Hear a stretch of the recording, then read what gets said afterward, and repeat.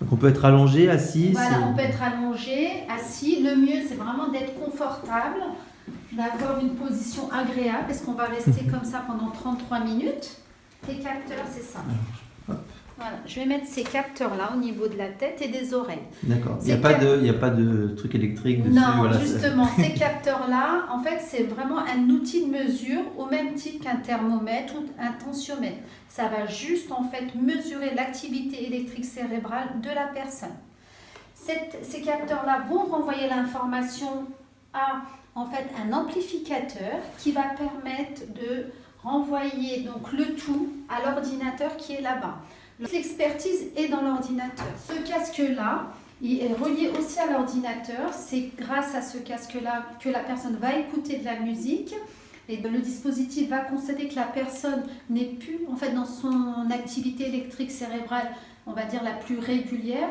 La musique s'arrête.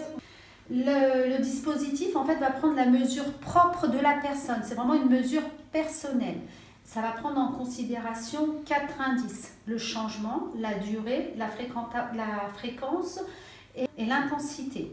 Ça va prendre en considération tous ces éléments-là et on va avoir en fait une mesure de référence de Ludivine. Il va y avoir 256 mesures par seconde. À partir du moment qu'on ne sera plus dans cette mesure qui est régulière et optimale pour Ludivine, le son va se couper parce qu'on va lui faire écouter de la musique. Et le son, quand il se coupe, le cerveau comprend qu'il faut qu'il se régule ou qu'il se remette à niveau ou pas. C'est un gel qui va permettre tout simplement d'isoler l'électricité de la pièce à l'activité électrique de Ludivine. Donc je lui mets ce capteur-là au niveau des oreilles, celui-là au niveau de la tête. Donc cette partie-là de la tête où en fait c'est dans ces parties-là, donc ces deux-là, ici et ici, qui va permettre de capter au maximum l'activité électrique. Les enfants en général, je leur fais écouter plutôt, je leur fais regarder en fait un dessin animé parce que concrètement on peut écouter n'importe quel son.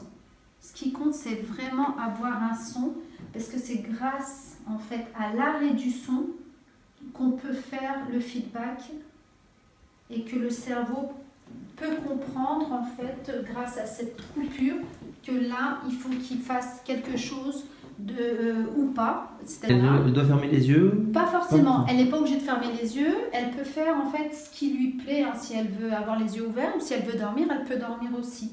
On ne demande rien de particulier à la personne, ni une pensée, ni de penser ou de diriger sa pensée sur un but précis ou ni d'actionner quelque chose. C'est vraiment, on est en mode spontané, on ne fait rien. Tout simplement son programme en route. On va dire, je vais démarrer sa session. En fait, et là, vous voyez, le chronomètre commence. Ok. Voilà. Et là, donc là, c'est l'activité enregistrée.